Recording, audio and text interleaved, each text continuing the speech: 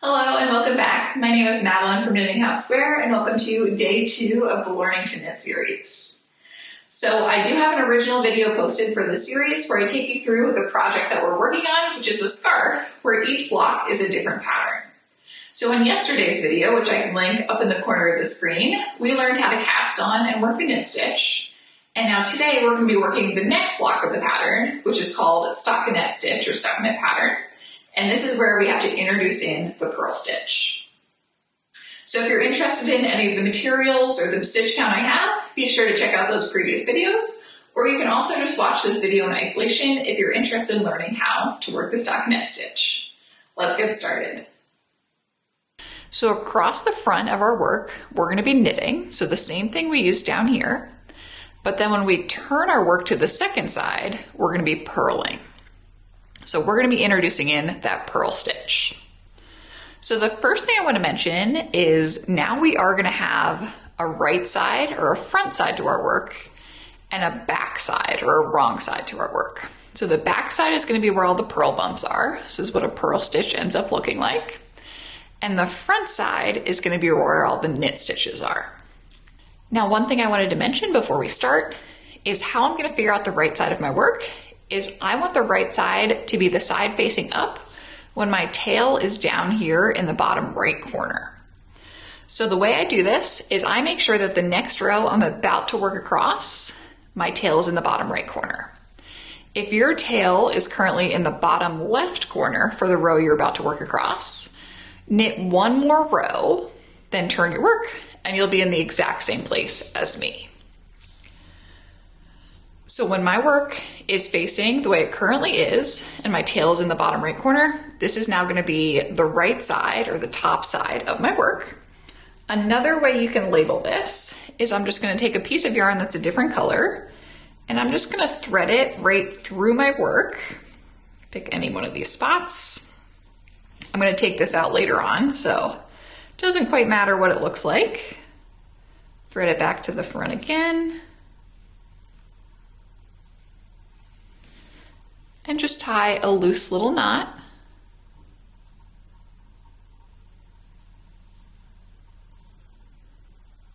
You can also use a stitch marker if you have one. Anything that you could clip onto or tie onto one side of your work. So now, if I have this little knot facing upwards, I'm on the right side. If I can't see the knot, I'm on the wrong side.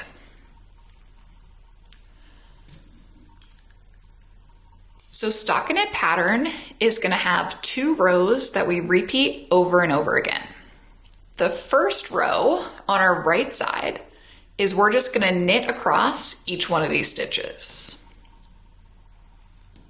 So the same stitch you were using down below in the garter pattern, knitting all the way across the stitches.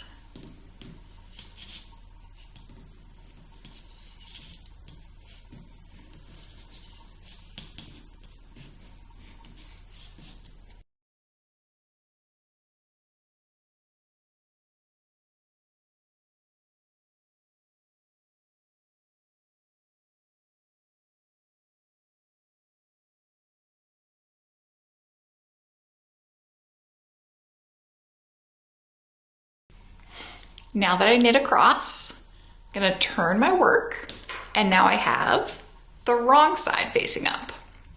So this is where we're going to introduce the new stitch, the purl stitch.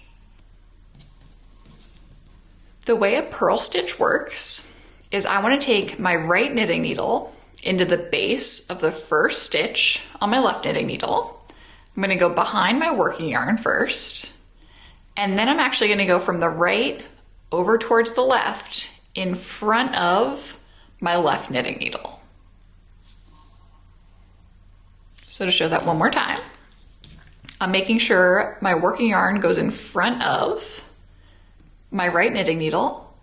Then I'm taking that right knitting needle into the base of the next stitch, going from right to left, underneath. Now I want to take my working yarn and I just let go of my second knitting needle here.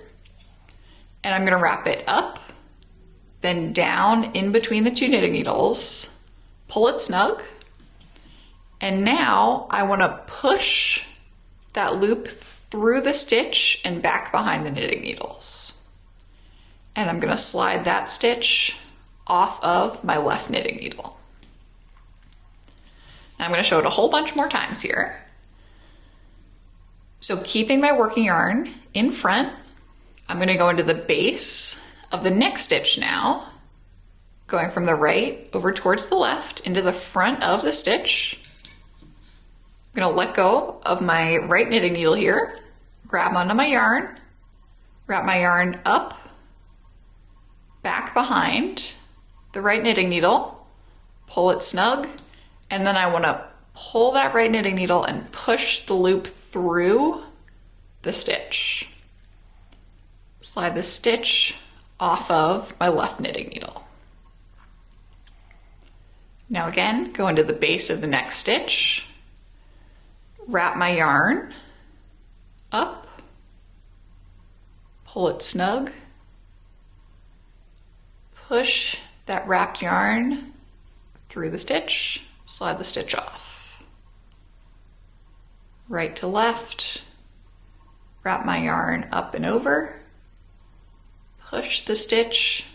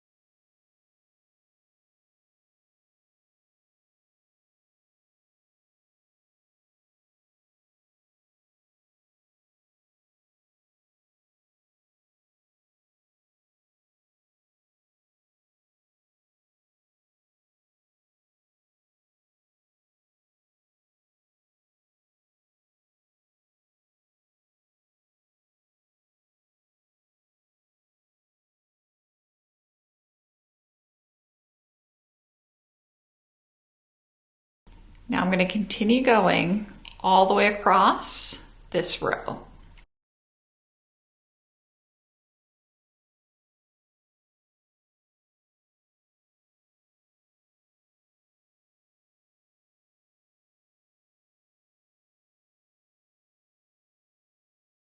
When I finish going across, I'm going to turn my work, and now I'm back on the right side or the front side of my work.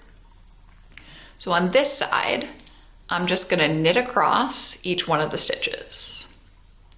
So now you can compare the knit stitch, right? We're going into the front base, going from left to right, wrapping the yarn with the yarn held in back now instead of in front, going up, pull in between the two knitting needles, pull it snug, pull the loop through the stitch.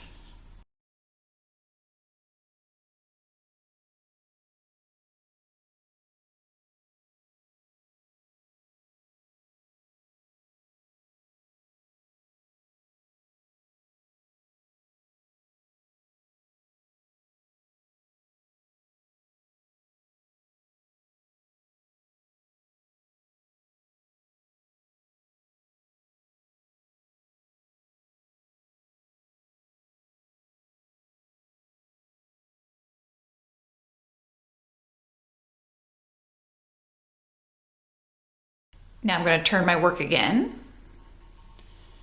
and now I'm going to work the second row of the pattern, right? So I'm purling across the side. I knit across the front side of my work, then I turn, purl across the back side. So those are the two rows we're repeating over and over again.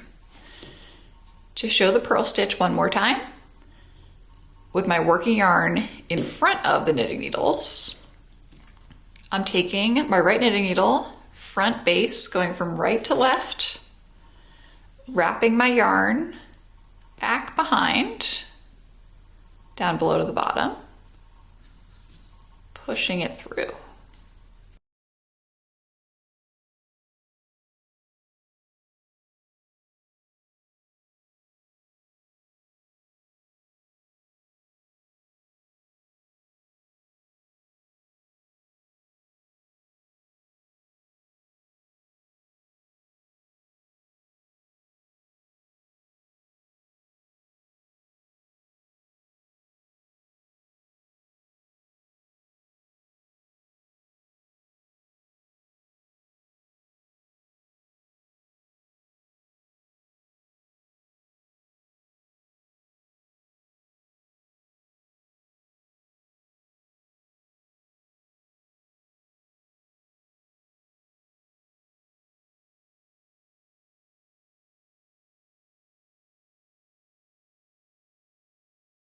Now when I finish that row, again, I would turn my work, and now I'm back on the front side where I'd knit across.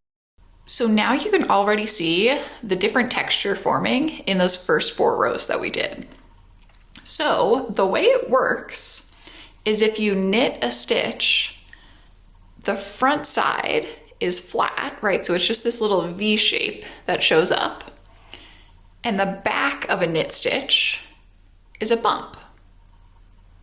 Now if you purl, then the purl appears as a bump and the back of a purl stitch appears flat. So they're actually essentially like the reverse of each other. So if you work them on opposite sides of the work, what you end up with is a flat surface on one side and all of the bumps on the back side.